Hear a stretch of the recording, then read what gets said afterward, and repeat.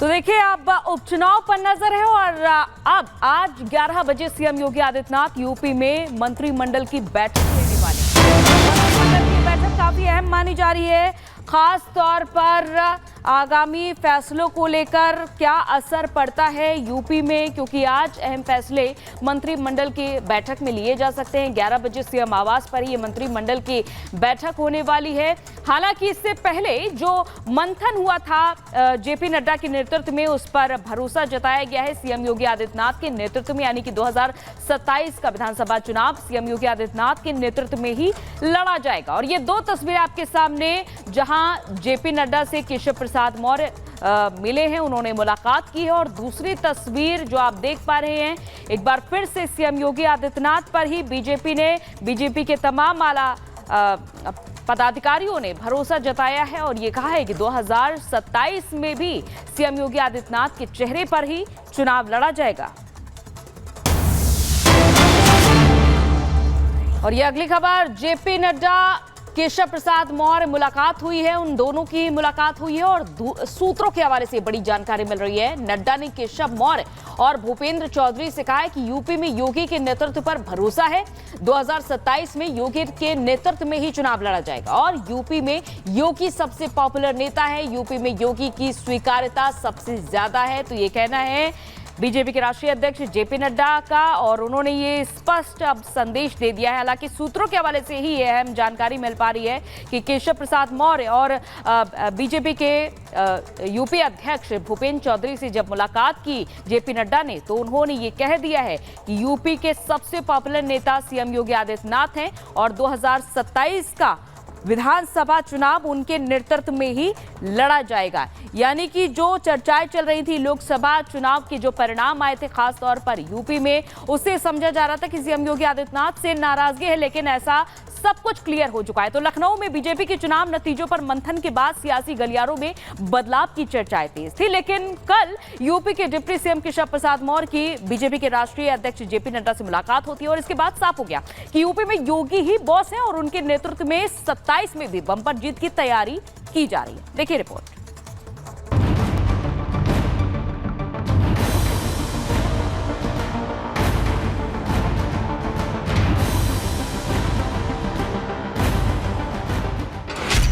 UP में योगी ही boss.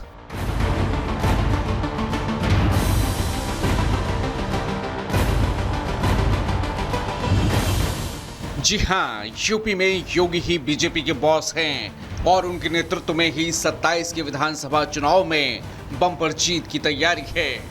योगी के दमखम पर, उनके उपलब्धियों पर, उनकी स्वीकार्यता पर बीजेपी आलाकमान को भरोसा है और केशव प्रसाद मौर्य और भूपेंद्र चौधरी के साथ कल दिल्ली में हुई बैठक में बीजेपी के राष्ट्रीय अध्यक्ष जेपी नड्डा ने सूत्रों के मुताबिक ये साफ कर दिया है कि यूपी में योगी ही सबसे ज्यादा लोकप्रिय हैं और उनकी स्वीकार्यता भी सबसे अधिक है। यानी यूपी में सीएम के चेहरे में ना तो कोई बदलाव हो रहा है और ना ही बीजेपी का शीर्ष नेतृत्व इस पर कोई विचार कर रहा है। बीते दिनों लखनऊ में चुनाव परिणामों को लेकर बीजेपी की समीक्षा बैठक हुई थी, जिसमें सभी नेताओं ने खुलकर अपने विचार रखे थे। एक तरफ सीएम योगी ने कार्यकर्ताओं के अति आत्मविश्वास को चुनाव परिणामों से जोड़ा था, तो वहीं केशव प्रसाद मौर्य ने संगठन और सरकार में दूरियों की तरफ इशारा किया था। कार्यकर्ताओं में निराशा और दर्द की बात की थी। भारतीय जनता पार्टी है तो जिले में हमारा महापौर भी है, जिला पंचायत अध्यक्ष भी है और ब्लॉक प्रमुख भी है, चेयरमैन भी है, पार्षद भी है। और अगर यहां पर कहीं कोई खरोंच आता है तो वहां उसके असर वहां पर भी पड़ने वाला है और इसीलिए अभी से इसकी तैयारी में जुटना होगा। एक एक व्यक्ति को जुटना पड़ेगा। संगठन सरकार से बड़ा है, बड़ा था, बड़ा रहेगा। सबसे तो जनप्रतिनिधि हमसे यही अपेक्षा है। हम पहले कुछ बनते क्या नहीं, इसे सभी कार्यकर्ताओं को मान सम्मान है, उनकी समस्याओं का सर्वोच्च प्राथमिकता के आधार पर समाधान करें। सियासी गलियारों में यूपी में बदलाव को लेकर चर्चाएं तेज हो रही थीं और चुनाव के दौरान इंडी गठबंधन के नेताओं ने भी इसे लेकर भ्रम फैलाने की कोशिश की थी। याद कीजिए, चुनाव प्रचार के दौरान जेल से बाहर आकर दिल्ली सीएम अरविंद केजरीवाल ने इसे लेकर किस तरह भ्रम फैलाया था।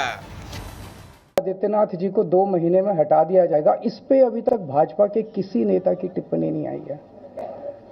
4 दिन हो गए, इसका मतलब ये तो कंफर्म करता है कि उन्होंने पूरी प्लानिंग कर ली है और उनके पक्ष में कोई बोलने के लिए तैयार नहीं है योगी आदित्यनाथ जी के।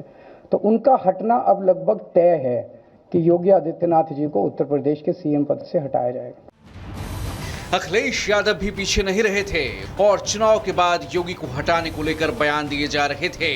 संविधान बदलने से लेकर योगी को हटाने तक की बातें चुनाव प्रचार के दौरान उछाली गई और नतीजों में बीजेपी को यूपी में झटका लगा। इंडी गठबंधन ने यूपी में सबसे ज्यादा सीटें जीती और फिर समीक्षाओं का दौर शुरू हुआ। कुछ बीजेपी नेताओं ने सरकार और संगठन में तालमेल की कमियों की तरफ इशारा किया, तो वही मंत्री संजय निषाद ने तो अधिकारियों के तौर तरीकों पर सवाल उठाए। कुछ 2-4% अधिकारियों की वजह से, क्योंकि 95% अधिकारी तो ठीक है, अगर नहीं होते तो उत्तर प्रदेश सर्वोत्तम प्रदेश कैसे बनता आज के दिन में है। लेकिन वही कहते हैं ना, एक मछली की वजह से तालाब है। तमाम ऐसे कुछ अधिकारी हैं कि अंदर से हाथी साइकिल पंजा है और ऊपर से कमल। हम तो पहले से कह रहे हैं, ये कहने का मतलब कि मौका पाते हैं ऐसे लोग हैं जो उन पार्टियों से प्रेरित हैं, अपना काम करते हैं और उसके वजह से कुछ नुकसान हो रहा है।